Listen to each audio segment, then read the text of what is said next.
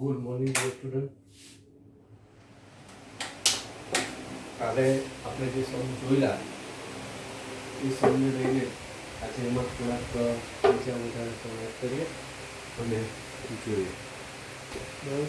કાલના વિડીયોમાં જરાક તમને એવું લાગતું હતું કે અવાજ વધારે આવે છે.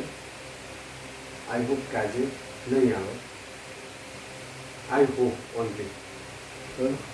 Okay. Will try my level best. પછી જોઈએ શું થાય. હવે કાલે એક સમ આપેલો તમે કરી નાખ્યો હશે. બરાબર. તમારે કરવો જ રહ્યો કારણ કે બીજો કોઈ ઓપ્શન નથી. સમ ઇઝી હતા એટલે તમે કરી નાખ્યો હોય તો જ વધારે સારું પડે. નહીં તો પછી વાતથી એવું થશે કે તમારે પેન્ડિંગ વર્કમાં બહુ વધારે પડતું થઈ જાય. એટલે એવું ન બને એટલા માટે પણ તમારે જરાક ટ્રાય હાર્ડ કરવી પડશે. બરાબર છે. બાકીનું જે અમારા લેવલે જોવાનું છે એ તમે જોઈ લેશો પણ તમારે કામકાજ જરાક પરફેક્ટ રાખવું પડશે. ચાલો તો આજે નવી એક્સરસાઇઝ એટલે નવી સવાર નવી તાજગી નવી એક્સરસાઇઝ કરીએ. જૂનામાં જે જોવાનું હતું એ તો આપણે જોયું છે. સ્વતંત્ર 5.4 પહેલે જ થોડો હેવી દાખલો લઈ લઈએ એટલે પછી વધારે માથાકૂટ થઈ જાય. તો તે 5.4 કાઉન્સમાં સતત 5 કાઉન્સમાં સતત આવૃત્તિ.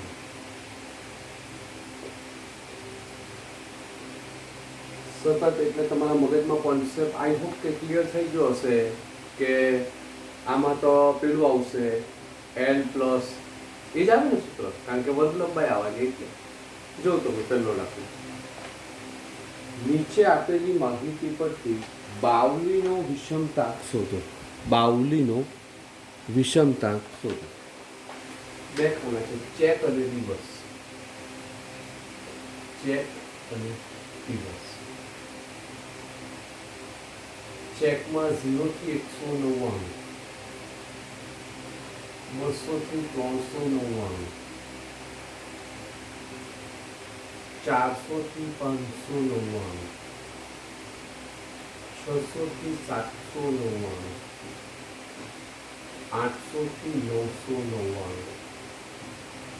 દિવસમાં 10, 13, 17, 42 અને 18.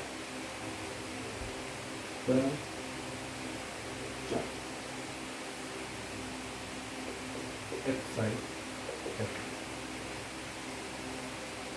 દાખલો જોતા આપણને પહેલી જ નજરમાં ખબર પડે કે આ સતત આવૃત્તિ વિતરણ છે. બરાબર છે. સતત આવૃત્તિ વિતરણ. સતત આવૃત્તિ વિતરણ હોય એટલે સીધી વસ્તુ છે, સૂત્ર તો બદલાય. મેઇન સૂત્રમાં કોઈ ફેરફાર પડવાનો નથી. બાવલીનો વિષમતાંક Q3 plus Q1 minus 2m. Q3 વત્તા Q1 minus 2m, 2m. બરાબર છે. હવે આ સૂત્રને જો જોઈએ તો આપણને સીધું જ ખબર પડે કે Q1 શોધવાનું, Q3 શોધવાનું ને M શોધવાનું. બરાબર. ચાલો Q1 શોધીએ. Q1 નું સૂત્ર છે કાલે તો એવું આપણે લખેલું n+1/2 માં અવલોકનની કિંમત. આજે તો એવું નહીં લખાય ને ભાઈ, કારણ કે સતત નો દાખલો એટલે સૂત્ર શું લખાય? l પ્લસ n/q છે એટલે 4 માઇનસ CFI છેદમાં FI into C. l plus n/4 minus CFI છેદમાં FI ઇન્ટુ C. L એટલે અધો સીમા બિંદુ. તો મિત્રો પ્રશ્ન એ આવે કોનું અધોસીમા બિંદુ? બહુ બધો વર્ગ છે એટલે આપણે સાઈડ પર તો થાય ખબર ને, એનના છેદમાં 4માં અવલોકનનો વર્ગ. એનના છેદમાં 4માં અવલોકનનો એન એટલે સરવાળો કરવાનો, બરાબર ને? 20 ને 22 ને 30 ને 3 4 5 6 6 ને 4 10 ને 11 110 ડિવાઇડેડ બાય 4 25.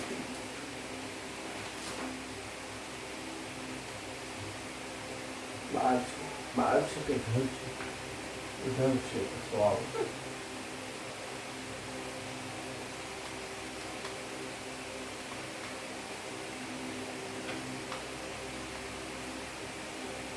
સો વર્ગે 4 એટલે 25.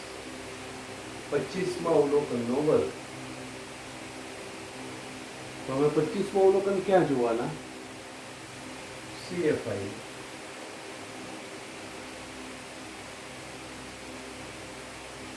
દસ માં 23 ઉમેરો તો 13 ઉમેરો તો 23, 17 ઉમેરો તો 40, 42 100.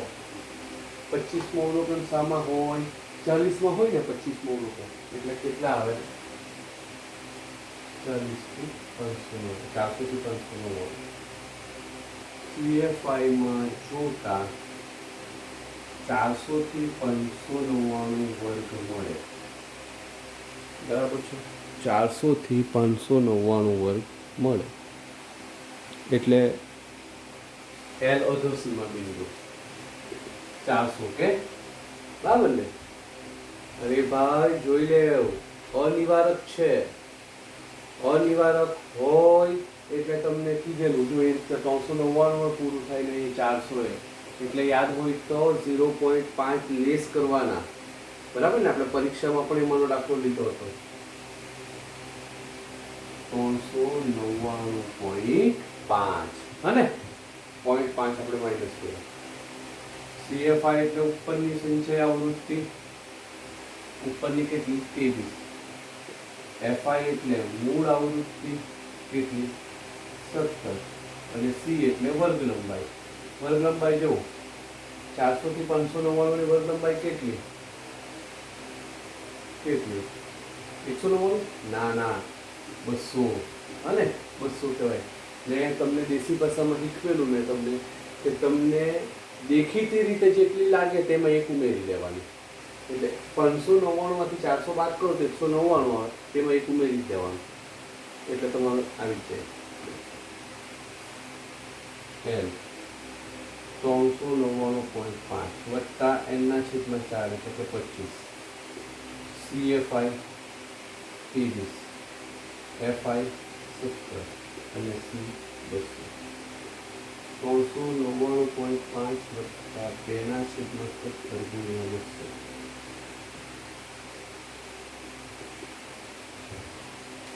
200 ગુણ્યા 2 17. 23.53.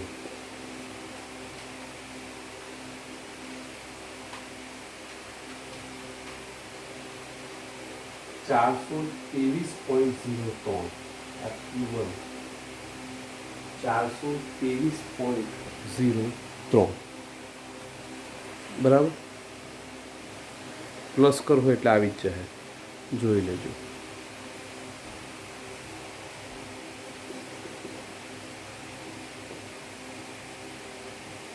હવે Q3 શોધીએ.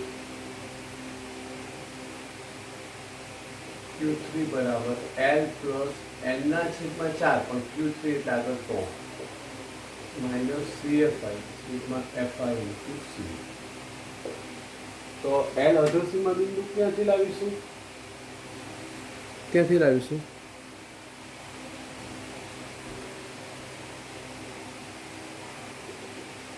ના છેદમાં 4માં અવલોકનનો વર્ગ. 3 N એટલે 100 છેદમાં 4માં અવલોકનનો વર્ગ 75માં અવલોકનનો વર્ગ. તો 75માં અવલોકન જો શામાં હોય? CFI માં જોવાનું હોય. 82 માં આવી જાય ને 75 એટલે કયો વર્ગ આપે? 6 600 થી 799 CFI માં જોતા 600 થી 799 વર્ગમૂળ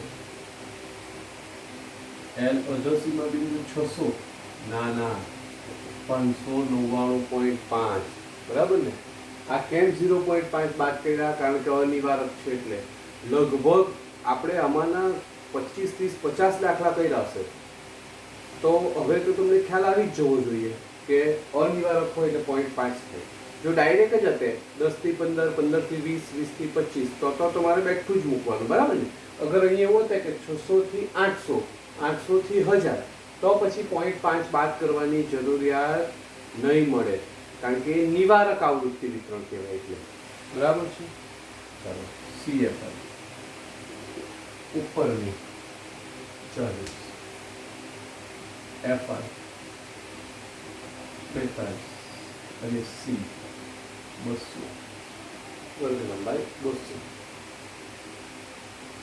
599.5 વત્તા 3 ના છેદમાં 4 કેટલા 75 CFI 40 FI 42 C 200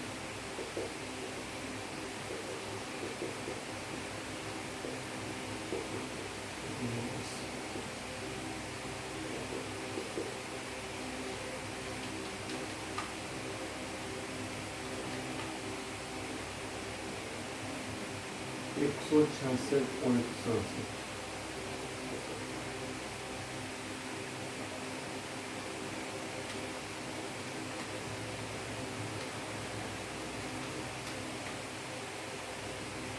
766.70 આ તમારું Q3 આવ્યો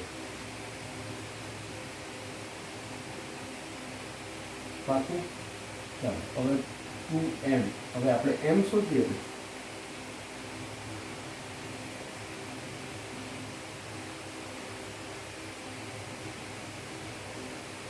થોડી જગ્યા આપણે કરવી પડે કારણ કે બહુ જ મોટું બોર્ડ હોય તો એ અમુક આપણા કોમર્સના દાખલા તો એવા હોય કે જેને સમાવવા તકલીફ પડે છે ચાલો એમ શોધીએ એમ એટલે L plus N/2 minus CFI છેદમાં FI હવે જો આમાં છે ને Q હતો એટલે છેદમાં 4 મધ્યસ્થ છે એટલે છેદમાં હવે આમાં પણ L અધસીમા બિંદુ કોનું તેની ખબર એટલે આપણે સાઈડ પર કરવું પડે n/2 માં અવલોકનનો વર્ગ n એટલે 100 100/2 માં અવલોકનનો વર્ગ એટલે 50 માં અવલોકનનો વર્ગ 50 માં અવલોકન સામા હોય CFI માં જોવાનું 82 માં આવે ચિંતા નહીં કરવાનું આવેલું તે આવી જાય તો ચિંતા નહીં કરવાની એનાથી ફરક તો પડે જ ને પાછો થોડો ઘણો તો ફરક પડે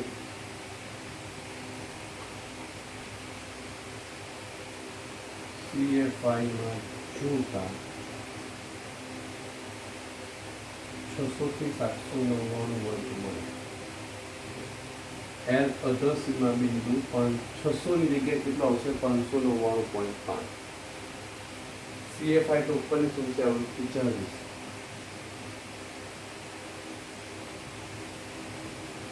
FI એટલે મૂળ આવૃત્તિ કેટલી 42 અને C વર્ગ લંબાઈ 200 તમને એમ થશે કે સર આનાથી સરખું જાય તો આ જવાબ લખી દે નહીં ફરક પડશે કયો ફરક પડશે તે તમને કહું 599.5 n/2 એટલે 50 CFI 40 FI 42 C 200 કયો ફરક પડ્યો આ છે ને જો 75 આવે 3n/4 ને આ 50 એટલો તો ફરક પડશે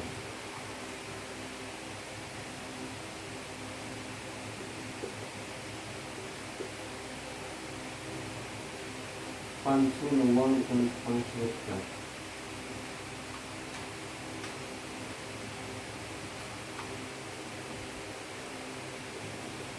100 47.82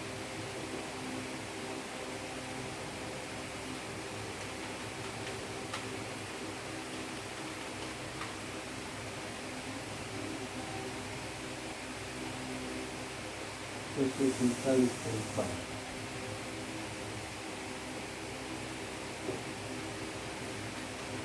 166.73 430.03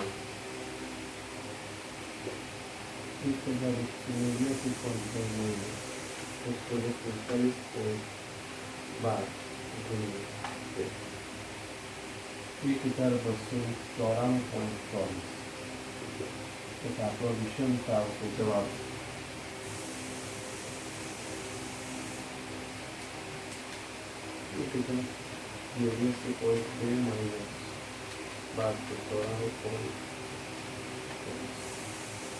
માઇનસ 105.04 માઇનસ 105.04 આ તમારો વિષમ થાય. આપણે જવાબ જોઈએ એટલે જો કોઈ સુધારો વધારો હોય તો આપણે સમયે જ આપણને ખબર પડી જાય. નથી થઈ. ચાલો હવે વિષમતા આ વિષમતા એસપી વિષમતા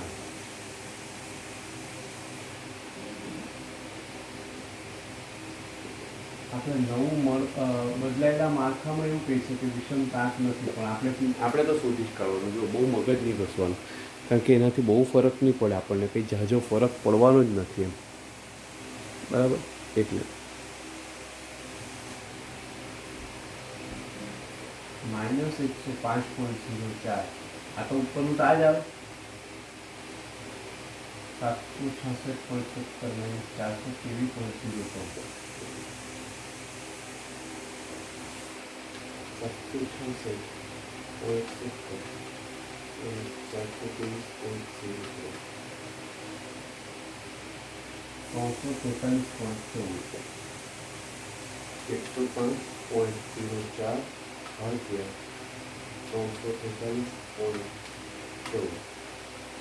તો માઇનસ 0.31 ઋણમાં આવ્યું એટલે માટે ઋણ વિષમતા છે.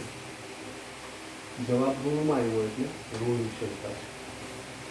હવે મિત્રો આ જોતા પ્રશ્ન એ થાય કે સર નવું શું શીખ્યા? ખરેખર જ કંઈ નથી નવું શીખ્યા, કારણ કે મેઇન બેઝિક જે આ તો છે તે છે, આ પણ છે તે. હવે Q1 ને Q3 ના સૂત્રનો ડાઉટ બદલાયા. કેમ? જો આ Q3 નું સૂત્ર, કારણ કે સતતનો દાખલો છે એટલે આ M નું સૂત્ર, કારણ કે સતતનો દાખલો છે એટલે, અને Q1 નું સૂત્ર. કાલ કરતા આજમાં આટલો જ ફરક છે. હવે તમારો કોન્સેપ્ટ ક્લિયર હોવો જોઈએ કે ખાલી કોઈ પણ દાખલાનું ધોરણ 11માં સતત, અસતત અને અવર્ગીકૃત માહિતી આટલો જ ફરક પડતો છે, બાકી કોઈ ફરક પડતો નથી. બરાબર. એટલું તમારો બેઝ તૈયાર હશે ને તો તમને મજા આવશે, કારણ કે બીજી પરીક્ષાનું આ લીડિંગ ચેપ્ટર છે. જ્યારે આપણી સેકન્ડ ઇન્ટરનલ પરીક્ષા લેવાશે ત્યારે આ લીડિંગ ચેપ્ટર છે. બરાબર છે. એટલે આ થોડી કાળજી રાખીને કરી દેજો, એટલે જેથી કરીને તમને કોઈ તકલીફ નહીં પડે. બરાબર. હવે પાછી મૂળ મુદ્દાની વાત પર આવું કે આ સાથે બીજા 2-3 સમ મોકલું છું એ તમે જોઈ લેજો. બરાબર. જોવાને એટલે ખાલી જોઈને મૂકી નથી દેવાનું, તમારે ગણવાના. એટલે એ ગણવાના, તો નહીં સમજ પડે તો પૂછવાનું. બરાબર મહેનત કરતા રહેજો, એટલે કન્ટિન્યુટી આપણી બેઝ પર જળવાયેલી રહે. ચાલો તમને જય શ્રી કૃષ્ણ. ટેક કેર, અને ખાસ take care your health as well as my mental position. Okay. મનથી પણ તંદુરસ્ત રહો અને તનથી પણ તંદુરસ્ત રહો, કારણ કે જિંદગી તો આવેલા એટલે જેટલા વર્ષ કીધેલા એટલા વર્ષ જીવી જવાના, પણ કેવી રીતે જીવવું એ આપણા પર આધાર રાખે. તો આપણે જાતે વધારે મહેનત કરવું પડે સારું જીવવા માટે. બરાબર. બાકી તો બહાર ખોટું વગર કામનું રખડવાની કોઈ જરૂરિયાત નહીં મળે. કામ હોય એટલું રખડવાનું. તો અત્યારે રમવા પણ નહીં જવાય તો ચિંતા નહીં કરવાની. ખાસ આ બધું જેટલું ધીરે ધીરે મળે છે એટલું તમે જોઈ લેજો. જય શ્રી કૃષ્ણ.